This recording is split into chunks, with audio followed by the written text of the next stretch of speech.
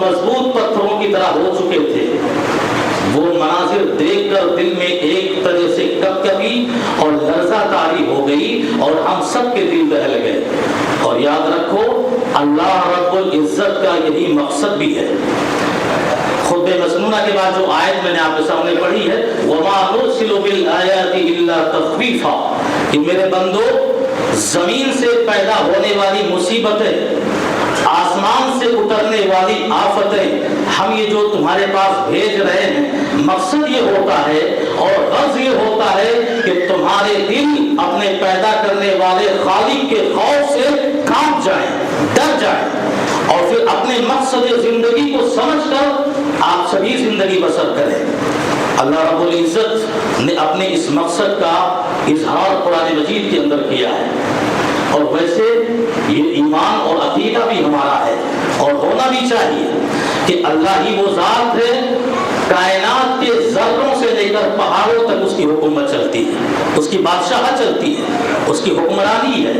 अल्लाह रब्बुल इज्जत ने अपने हुकूमत का नमूना खुद एक आयत में पेश किया, मा तस्कुतु मिन वरक़तिन इल्ला यअलमुहा, जमीन पर उगे हुए बेशुमार दरख्तों में से किसी एक दरख्त का अगर एक पका हुआ पत्ता जमीन में गिरता है, वो भी अल्लाह के हुक्म से गिरता है, वो अल्लाह की इजाजत से गिरता है। जब तक अल्लाह की मर्जी ना हो, अल्लाह की ख्वाहिश और चाहत ना हो, पके हुए पत्ते को भी हिम्मत नहीं है कि वो अपने दरख्त से अलग होकर टूट के जमीन में गिर जाए। कुव्वत निगरानी और कुव्वत देख रेख का ये आलम है रब्बुल इज्जत का कि काली रात में काले पत्थर पर काली चोटी भी चलती है। रब्बुल इज्जत उन चोटियों के चलते हुए कदमों के निशानात देखता है और उनके कदमों की आवाज और आहटों को सुनता है। उसकी हुक्मरानी का यह आलम है। खुद फरमाया, तबारकल्लज़ी बियदिहिल मुल्क व हुवा अला कुल्लि शैइन क़दीर, मेरे बंदो, बाबरकत है मेरी ज़ात, मुक़द्दस है मेरी ज़ात, जिसके हाथ में ज़मीन और कायनात की सारी बादशाहत है।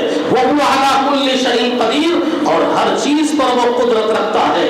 उसकी हुक्मरानी का ये आलम है, उसकी बादशाही का ये आलम है, उसकी सल्तनत का ये आलम है कि ये नर्म और नाजुक हवाएं जो ऑक्सीजन के तौर पर हम रात लेते हैं और अपनी जिंदगी बरकरार रखते हैं, अगर इन्हीं हवाओं को रब्बुल इज्जत का हुक्म आ जाए तो ये हवाएं तेज और तुंद आंधियों और तूफानों की शक्ल इख्तियार करके बस्तियों की बस्तियां उड़ा ले जाती है।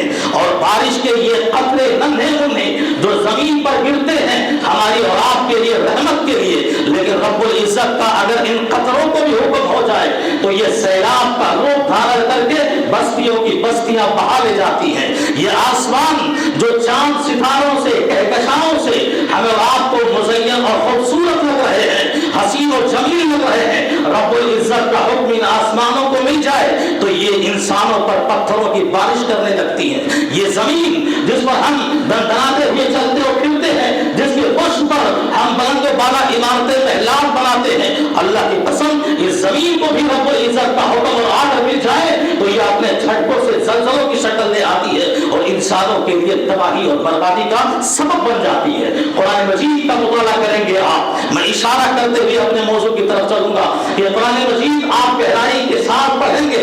अफला यतदब्बरून कुरान, पढ़ते क्यों नहीं कुरान की आयतों को तर्जमे तफसीर के साथ? आपने ऐसे ऐसे कौमों की तारीफ पढ़ी होगी और अल्लाह रब्बुल इज्जत ने इस नुस्खे कीमिया में हमारी और आपकी तरस और इबरत और नसीहतों के लिए गुजरी हुई उम्मतों और कौमों की हिलाकतों का एक सिलसिला बयान किया है, एक तसलसल रखा है कि हमारी ताकत देखना चाहते हो, हमारी हुक्मरानी देखना चाहते हो, हमारी बादशाहत देखना चाहते हो, जरा देख लो इसी जमीन पर अब्रहा ने हाथियों समेत भारी लश्कर लेकर खाने काबा को जब ढाने निकला, रब्बुल इज्जत के घर को मिसमार और मुनहदिम करने के इरादे से निकला, अल्लाह रब्बुल इज्जत ने क्या किया?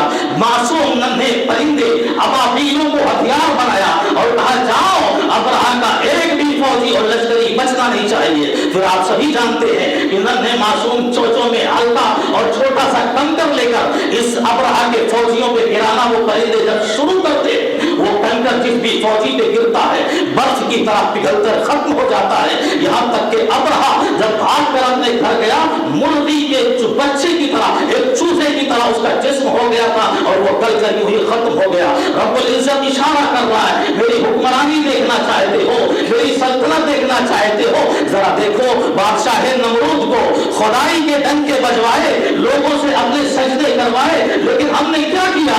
ہم نے صرف ایک ننھے معصوم مچھر کو اس کی ناک میں گھسیڑا اور وہ داخل ہو کے اس کے دماغ کی نسوں کو چاٹ کے چیر پھاڑ کر کے اس کو ختم کر دیا. اللہ نے اشارہ کیا, میرے بندو ذرا دیکھو فرعون کو ہم نے تخت و تاج اور بادشاہت دے رکھی تھی, لیکن جب وہ موسیٰ علیہ السلام میرے محبوب پیغمبر اور میرے محبوب امتی بنی اسرائیل کو قتل کرنے کے ارادے سے اپنے لاؤ لشکر کو ساتھ لے کر نکلا, ہم نے دریائے نیل کو اس کے لیے عذاب کا وسیلہ بنا دیا اور ہم نے ایسا عمل بھی کیا, ایسا اسے ڈبویا کہ قیامت تک آنے والے انسانوں کے لیے وہ درس بن چکا, عبرت بن چکا. نہ زمین قبول کرے نہ آسمان قبول کرے. آج بھی مصر کے میوزیم میں اس کی لاش موجود پڑی ہے اور ہمارا اسے درس و عبرت حاصل کر رہے ہیں. اللہ نے اشارہ کرتے ہوئے ایک تسلسل جاری رکھا, ایک سلسلہ جاری رکھا, قوموں کی ہلاکت و بربادی کا, قوموں کی تباہی کا اور قوموں کے مر مٹ جانے کا. اللہ نے کہا ذرا یاد کرو اس قارون کو جسے ہم نے دولت سے نوازا تھا, ہم نے مالا مال اس کو کیا تھا, اس کو خزانے کی بہت ساری کنجیاں دے رکھی تھی, پر کیا کیا؟ دیا ہوا مال میرا. آج بھی انسان اسی دولت پر غرور کر کے آتا ہے تو چھوٹوں کو اپنے حقیر سمجھتا ہے. رب العزت نے پیغام دیا, ذرا دیکھو قارون کو ہم نے خزانے زمین کے دے رکھے تھے, لیکن جب غرور پہ آیا, جب گھمنڈ پہ آیا, جب تکبر پہ آیا اور اتنا کے زمین پر چلنے لگا, بڑائی ہوئی زمین میری, دیا ہوا مال میرا اور میرے سامنے غرور سے کوئی چلے, رب العزت کی شان کو یہ برداشت نہیں. اللہ نے کیا کیا؟ فَخَسَفْنَا بِدَارِهِ الْأَرْضِ, اسی زمین کو اس کا قبرستان بنا دیا اور یوں دھسایا یہ قیامت تک وہ یوں ہی دھستا چلا جائے گا. اللہ رب العزت نے کہا گزری ہوئی امتیں, ذرا دیکھو ایک امت ایسی بھی گزری جس کو ہم نے قوت سے نوازا تھا, ہم نے طاقت سے نوازا تھا, ہم نے بل سے نوازا تھا, اور وہ قوم عاد کی تاریخ پڑھو, وہ خود اتنی طاقت کے مالک تھے, اتنی قوتوں کے مالک تھے, اور یہ دی ہوئی قوت اللہ رب العزت کی تھی, لیکن یہ بھی غرور پہ آ گئے. انہوں نے کیا کہا؟ زمین میں اعلان کر دیا نحن اشد منا قوة, اس دھرتی پر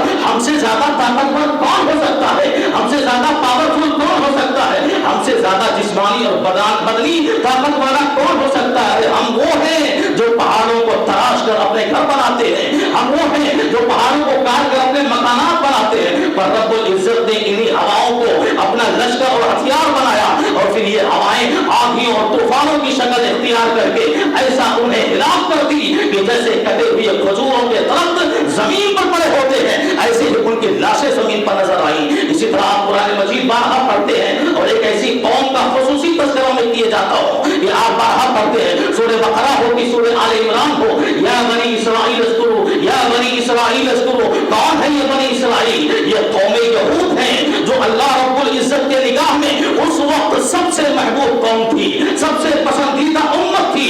انہیں محنت اور مزدوری کی ضرورت نہ تھی, اللہ ان کے لیے آسمانوں سے منو اور سلوا اور کھانے پینے کا ان کا انتظام کر کے رکھا تھا. وہ سخت دھوپ میں جب نکلتے تھے تو بدلیاں ان کا سایہ کرتی تھی, چھتریاں لے جانے کی ضرورت نہ تھی. رفعت و بلندی کا گولڈ میڈل انہیں عطا کر دیا تھا, لوگوں کے امامت کبریٰ کا تاج پہنا دیا تھا. انی فضلتکم علی العالمین, میں نے دنیا میں بنی اسرائیل تمہیں سب سے پیاری امت بنایا. لیکن جب بغاوت پر یہ بھی آئی, جب اللہ کا باقی یہ بھی بن گئی, اللہ کا منکر یہ بھی بن گئی اور اللہ سے سرکشی کرنے لگی, تو حال کیا ہوا؟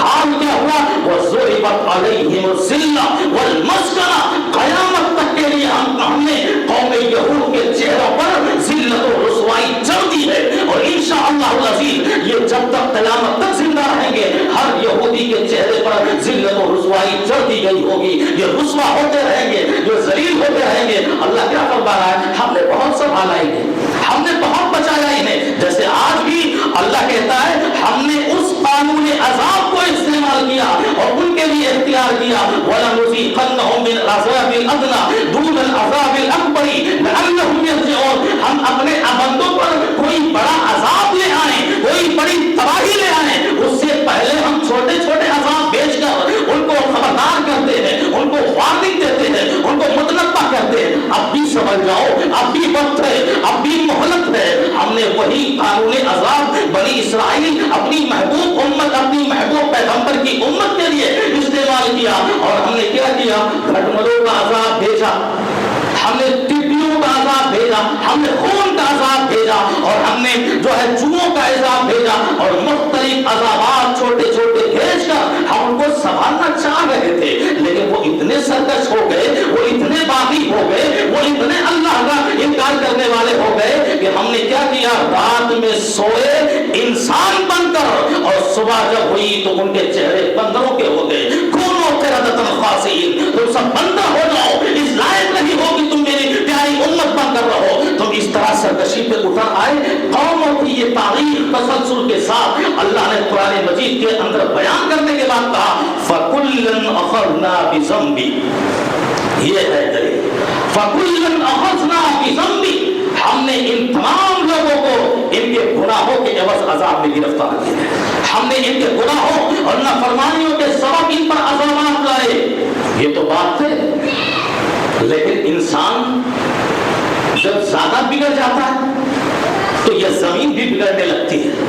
سلف کا ایک قول ہے کہ میں جب کبھی نافرمانی کرتا ہوں، مجھ سے نافرمانی اللہ کی ہو جاتی ہے، تو اس کا اثر میں اپنے گھر میں دیکھتا ہوں، میری بیوی میری نافرمانی کرنے لگتی ہے اور میری سواری مجھ سے سرکشی کرنے لگتی ہے۔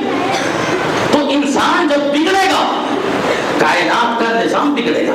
یہ دنیا اللہ نے ہمارے لیے بنائی ہے، یہ زمین، یہ آسمان، یہ چاند، یہ ستارے، یہ سورج، یہ ہوائیں، یہ فضائیں، یہ ندیاں، یہ تالاب کس کے لیے ہے؟ یہ ہمارے لیے، اور ان کا ایک سسٹم ہے جن کا یہ فالو کر کے چلتی ہے، اور امن اور عافیت کے ساتھ یہ نظام یوں ہی اللہ چلاتا رہتا ہے۔ لیکن انسان جب بگڑنے پہ آئے تو قانون تکوینی، جس کا نام ہے قانون تکوینی میں وہ چھیڑخانی کرتا ہے، تو ظاہر سی بات ہے یہ زمین، یہ آسمان، یہ کائنات الٹا ریاکشن دکھائے گی، وہ اپنا رد عمل دکھائے گی۔ میں ایک چھوٹی مثال دیتا ہوں، زلزلہ آنے کا جو سبب ہوتا ہے معلوم ہے؟ اللہ نے کیا فرمایا؟ یہ زمین جو فضا میں معلق ہے، لٹکی ہوئی ہے، جس کے چاروں طرف انسان بستے ہیں، ہم نے اس کو جائے قرار بنایا۔ کیسے جی رہے ہو، کتنی بلند عمارتیں بنا رہے ہو، یہ زمین ہلتی نہیں ہے، یہ زمین جائے قرار ہے۔ والجبال اوتادا، اور ہم نے اس کو جائے قرار ہم نے کیسے بنایا؟ پہاڑوں کو کھوٹا بنا دیا، جیسے بکرا بکری باندھتے ہو کھوٹے میں، وہ کہیں بھاگ نہیں پاتی ہے، ایسے ہی اللہ نے پہاڑوں کے ذریعہ زمین کو کھوٹے بنا کر روک رکھا ہے، اسے جائے قرار بنایا۔ پر انسانوں نے کیا کیا؟ آج آپ دیکھو پہاڑوں کو کاٹ کاٹ کے راستے بنا رہے، وہ چاہے عوام کے فائدے کے لیے، جنتا کے لیے فائدے کے لیے، لیکن نظام کائنات کے ساتھ بغاوت اور اس کے ساتھ چھیڑخانی انسانوں نے کی ہے۔ پہاڑیں کاٹ کے راستے بنائے، چٹانیں بنائے، سرنگیں بنائے، پہاڑوں کو پروں سے پھوڑا جا رہا ہے، پہاڑوں کو ہٹایا جا رہا ہے۔ مجھے بتاؤ یہ پہاڑ جو زمین کے لیے کھوٹا بنا ہوا ہے، جب اسے توڑ کر راستے بناؤ گے تو یہ زمین اپنا ریئیکشن دکھائے گی، یہ زمین اپنا رد عمل دکھائے گی۔ اور آج بھی جب زلزلے آتے ہیں تو سائنٹسٹ جتنے ہیں، سائنسداں جتنے ہیں، اسی نظام تکوینی اور قانون تکوینی پر بحث و مباحثہ کرتے ہیں۔ کیوں آیا یہ زلزلہ؟ ایک تو یہ وجہ ہے، لیکن ایک دوسری وجہ جسے قانون شریعت کہا جاتا ہے، جس کے اندر انسان اور جنات شامل ہیں۔ قرآن اور حدیث کی شکل میں ہمیں اور آپ کو شرعی زندگی گزارنے کا ایک اصول بتلایا گیا، اور یہ انسان، یہ جنات جب اس شریعت سے بغاوت کرتے ہیں تو رب العزت کا عذاب آنا طے ہو جاتا ہے، رب العزت کا عذاب آنا طے ہو جاتا ہے۔ میں ایک ہلکا سے اشارہ کروں کہ گناہ تو آتے ہی، گناہ کے وقت زلزلے آتے ہیں، عذابات آتے ہیں، اس میں کوئی شک نہیں، لیکن گناہ کیا تھے یہ جاننا ہمارے وقت کے لیے ضروری ہے۔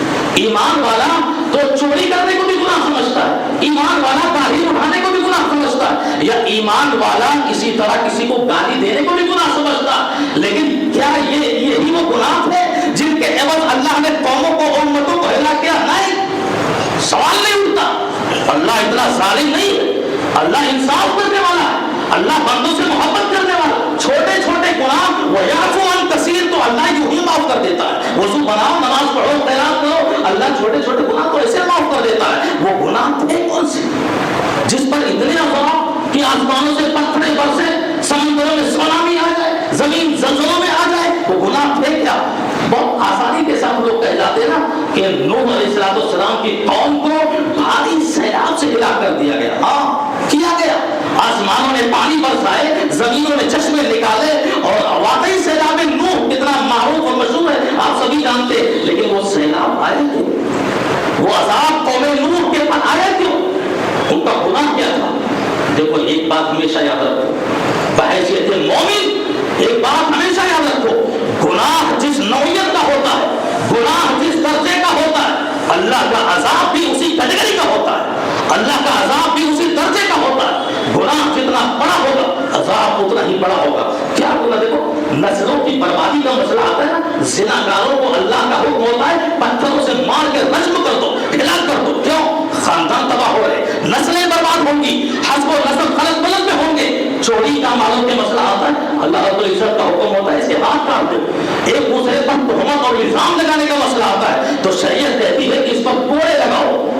یہ گناہ جس نوعیت کے ہیں، عذاب اسی نوعیت کے اللہ کے آتے ہیں۔ تو وہ قوم نوح نے جو گناہ کیا تھا معلوم ہے، انہوں نے پاک پر جتن پاک کی پوجا کی تھی، انہوں نے جو صالح تھے، جو نیک لوگ تھے، بابا اور مریدوں کا سلسلہ شروع سے آخر تک آپ تک چلا رہا، وہ اتنے پاگل ہو گئے، اپنے اماموں اور اپنے علماء جو نیک لوگ تھے اتنے دیوانے ہو گئے، انہوں نے ان کی باقاعدہ پوجا شروع کر دی۔ کیا انہوں نے اللہ مانا؟ نہیں، اللہ نہیں مانا انہوں نے انہیں مشکل کشا مانا، انہوں نے اپنا حاجت روا مانا، انہوں نے اولاد دینے والا مانا، انہوں نے بیماریوں سے شفا دینے والا مانا۔ اللہ نہیں مانا، لیکن اللہ کی جتنی خوبیاں تھیں وہ سب کے سب انہوں نے اپنے علماء کو دے دیا اور اپنے نیک انسانوں کو دے دیا۔ رب العزت فرماتا ہے کہ یہ آپ مختصر اور شارٹ میں لے لیجئے، یہ وہ گناہ تھا جسے ہم اور آپ شرک کہتے ہیں، شرک۔ اور یہ اہل توحید علماء ہی اپنی زبان سے بتائیں گے، یاد رکھو، کیونکہ 85% علماء شرک کے اندر ڈوبے ہوئے ہیں۔ بت پرستی، قبر پرستی۔ ابھی شعبان معظم مہینہ ہے، روزوں کا سلسلہ وار مہینہ ہے، نقلی روزوں کا، لیکن آپ دیکھیں گے کتنی بدعتیں ہوں گی، کتنے خرافات ہوں گے، قبروں پہ چراغاں، گلیوں میں چراغاں، اور پھر نہ جانے شب برات کا صرف نام لے کر روزے رکھنا۔ پورا مہینہ روزوں کا ہے، آپ روزہ رکھیے، لیکن کسی دن کو خاص کر لینا اور اسی رات میں قبروں پہ جا کے چراغ جلانا۔ جس قبر والے کو جنت کی نور نہ ملے، دنیا کا چراغ اسے روشنی نہیں دکھا سکتا۔ وہ تمہارے پاس آ کر تمہاری غذائیں نہیں کھائیں گے، جب جنتی ہوگا تو جنت کی نعمتیں کھائیں گے، اور دوزخی ہوگا تو اسے قبر میں وہیں عذاب دیا جائے گا، اسے دنیا میں آنے کی اجازت ہی نہیں ہے۔ تو میں کہنے کا مطلب یہ شرک جس کے بارے میں رب العزت نے یہ پیغام دے دیا، ان اللہ لا یغفر ان یشرک بہ ویغفر ما دون ذلک لمن یشاء۔ میرے بندو، دنیا کی ہر خطا میں تمہیں معاف کر دوں گا، دنیا کی ساری غلطیاں میں تمہاری معاف کر دوں گا، لیکن یہ کہو کہ میں شرک معاف کر دوں، یہ نہیں ہو سکتا۔ ایک عورت کیسے معاف کرے گی؟ اس کا شوہر کسی دوسری عورت کے پاس جائے۔ ایک شوہر کیسے برداشت کرے گا اس کی بیوی اس کے سامنے کسی اور مرد کے پاس ساتھ جائے؟ یہ شرک ہے۔ اللہ کے ساتھ لوگوں نے دوسروں کو جب پارٹنر بنایا، وہ مقام دیا، وہ حیثیت دیا، اور اولاد اور مشکل کشا، حاجت روا، سب کچھ غیروں کو سمجھا، تو پھر وہ عذاب کے اور زلزلے کے، سونامی کے اور آسمان سے پتھروں کے بارشوں کے حقدار ثابت ہو گئے وہ میرے بھائی۔ تو یہ زلزلے اسی عذاب پر آتے ہیں، اسی سزا پر آتے ہیں، اسی گناہ پر آتے ہیں، جیسی نومت ہمارے اولاد کے گناہ ہوتے ہیں۔ اسی طرح آپ دیکھو ہمارا اور کا یہ ذہن بنا ہوا ہے کہ جب ایسے کوئی حادثات ہوتے ہیں نا، تو ہم یہ کہتے ہیں کہ وہ جو لوگ حادثے میں مرے نا، یہ سب اللہ کے عذاب کے مستحق تھے۔ یہ غلط سوچ ہے، اس سوچ کو ہمیں اور آپ کو درست کرنا پڑے گا۔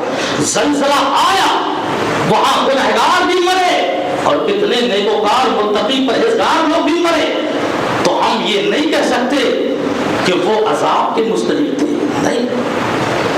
ہم عائشہ رضی اللہ تعالیٰ عنہ کی حدیث ہے، بخاری میں موجود ہے، پیارے نبی نے فرمایا قیامت کے زمانے میں عائشہ، قیامت کے قریب ایک ایسا زمانہ آئے گا، ایک فوج خانہ کعبہ کو ڈھانے کے ارادے سے نکلے گی، ایک فوج خانہ کعبہ کو گرانے کے ارادے سے نکلے گی، اور جب وہ ایک صحرا میں پہنچے گی، اچانک زمین میں زلزلے ہوں گے، اور وہ فوج اور وہاں جتنے ہوں گے سب کے سب زمین میں دھسا کے جائیں گے، سب کے سب زمین میں دھسا کے جائیں گے۔ حضرت عائشہ رضی اللہ تعالیٰ عنہ نے فرمایا اللہ کے نبی، ارے مجرم تو وہ فوج تھی جو خانہ کعبہ کو ڈھانے گئی، لیکن وہاں جو بازار میں موجود ہیں، علاقے میں جو لوگ موجود ہیں، انہوں نے کیا قصور کیا، انہوں نے کیا جرم کیا، وہ کیوں ڈھسائے جائیں گے؟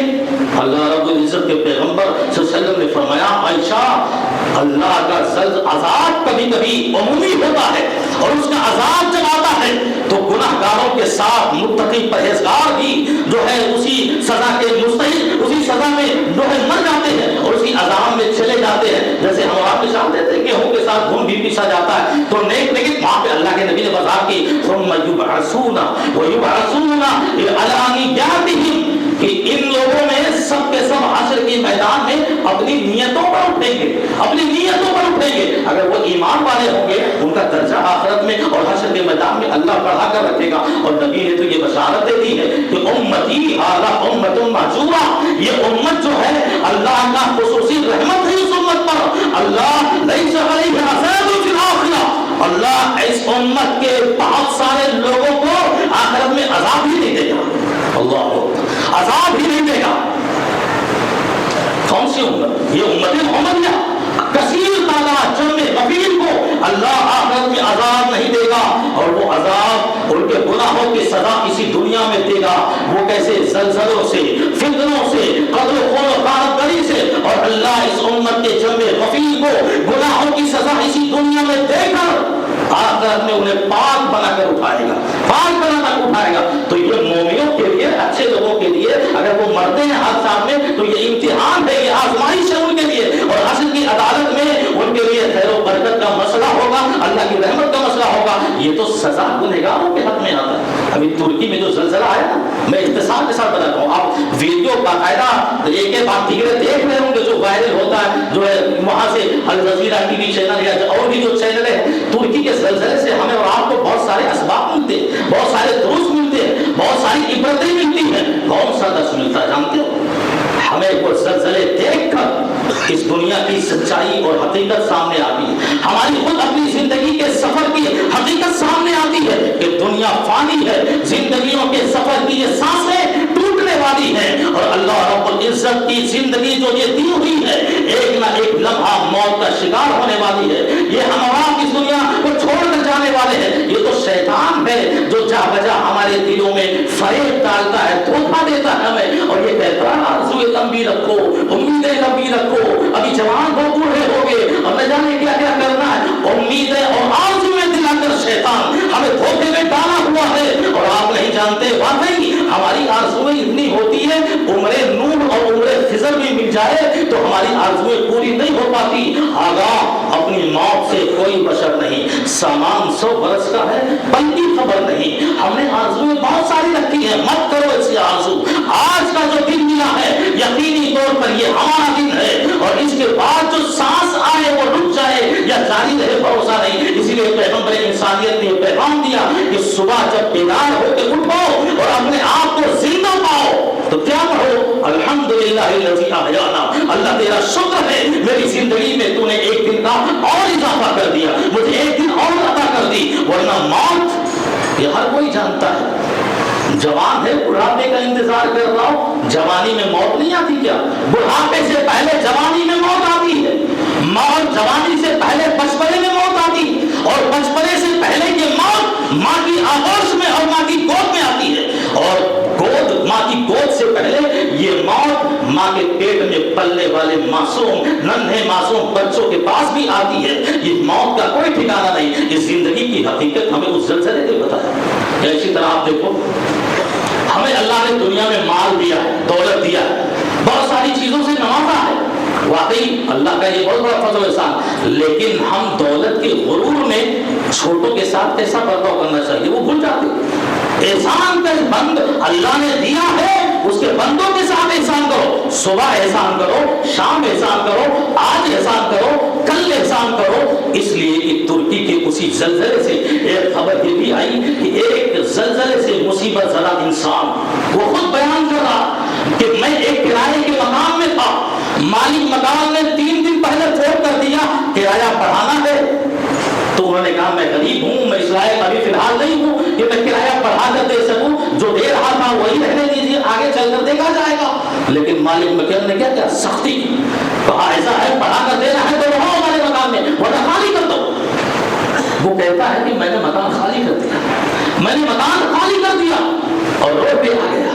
لیکن 3 ہی دن کے بعد جب زلزلے کی وہ نوبت آئی تو اس مالک مکان کا وہ گھر بھی اسی میں تباہ ہوا، وہ گھر بھی اسی میں برباد ہوا. اور حیرت تو تب ہوئی کہ جس ٹینٹ میں میں پناہ لیے ہوا تھا میں نے بغل میں دیکھا کہ میرا وہی مالک مکان اپنی فیملی کے ساتھ اسی ٹینٹ میں آ کر پناہ لیا ہوا ہے. میں اس کی خدمت کرنے لگا اور پھر اس نے افسوس ظاہر کیا، اے کاش میں تمہاری درخواست کو قبول کر لیتا، تم پر احسان کیا ہوتا تو ہو سکتا تھا کہ میں اس مصیبت سے بچ جاتا۔ تو احسان پر یہ ہمیں اس زلزلے سے سبق ملتا ہے۔ اسی طرح آپ دیکھو ایک سبق یہ بھی ملتا ہے کہ موت کا جہاں بازار گرم تھا، ملبے ہٹائے جا رہے تھے، سسکتی ہوئی لاشیں نکل رہی تھی اور کیسی مردہ لاشیں، وہ سب ہم نے اور آپ نے ویڈیو کی شکل میں دیکھا ہے، وہ موت کا تماشا دنیا دیکھ رہی تھی۔ موت کا تانڈو ہو چکا تھا، موت کا پروانہ سب کے لیے جاری ہو چکا تھا اور موت سب یاد کر کے لاشیں نکال رہے تھے۔ رب العزت نے اسی بیچ میں اپنی قدرت کا کرشمہ دکھایا، کہ میرے بندو جہاں موت کا تماشا دیکھ رہے ہو، ذرا دیکھو میں کسی کی زندگی کی حفاظت کیسے کرتا ہوں، میں کسی کی زندگی بچاتا کیسے ہوں۔ اور اسی ملبے سے 72 گھنٹے کے بعد نکالا گیا ہے ایک بچے کو اور وہ زندہ سلامت تھا۔ 120 گھنٹے کے بعد 2 مہینے کے بچے کو نکالا گیا، زندہ سلامت تھا۔ 272 گھنٹے کے بعد ایک 8 سالہ بچے کو نکالا گیا، وہ زندہ اور سلامت تھا۔ رب العزت نے کیا پیغام دیا؟